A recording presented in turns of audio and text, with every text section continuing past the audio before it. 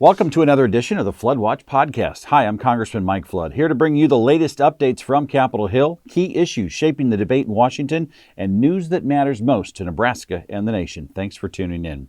Let's dive right in. This week, I was given the nod by the Financial Services Committee Chairman, French Hill, to lead the Subcommittee on Housing and Insurance. The cost of living crisis in our country, particularly with record high costs for home ownership, remains a top priority of mine in Congress. That's why I'm thankful to serve as the Housing and Insurance Subcommittee's chairman, ensuring that Nebraska's 1st District is at the table in addressing high housing costs.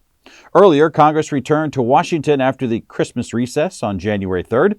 The first item on the agenda for us was to elect Speaker of the House, and I'm glad to say we did just that. Mike Johnson is once again the House Republican Speaker and was reelected on the very first ballot. The Speaker election is often routine, and it's often ceremonial. However, this year's vote captured national attention on the heels of a contentious Speaker battle that we've seen in the past couple of years. This time, House Republicans stood together, unified, behind Speaker Johnson and sent a powerful message. We are ready to govern and deliver results for the American people. After the Speaker's election, it was time for the members of the House to be sworn in. Taking the oath of office is always a serious moment as we all affirm our commitment to uphold and defend our country's Constitution. I'd like to thank the people of Nebraska's 1st District for electing me to my second full term as your representative here in Washington. Just a few days later, on January 6th, Congress officially certified the results of the 2024 presidential election. I was proud to affirm that victory over Vice President Kamala Harris, clearing the final hurdle ahead for his upcoming inauguration on January 20th. Additionally, the legislative work of the 119th Congress is already underway, and we are wasting no time in moving forward with common sense legislation to tackle challenges our country faces and to finally make Washington work for the average American.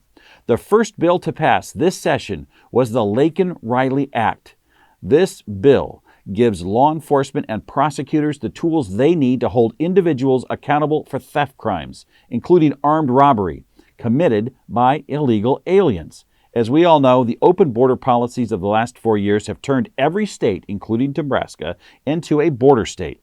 House Republicans are committed to restoring law and order, and the Laken-Riley Act is a key common sense part of our work, which is just beginning.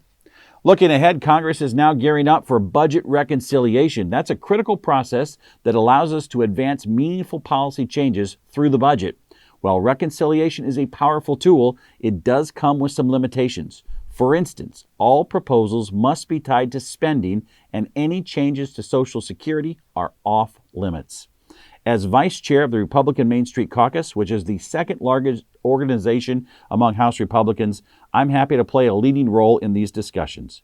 My focus is on ensuring that the needs of Nebraska and the priorities of hardworking Americans are front and center as we chart a path forward. And that's a wrap for this week's Flood Watch podcast. If you haven't already, I encourage you to sign up for my Flood Watch newsletter at flood.house.gov. This is the best way to stay updated on everything happening in Washington. Thanks for listening, and as always, it's humbling to serve the people of Nebraska's 1st District. Have a wonderful day.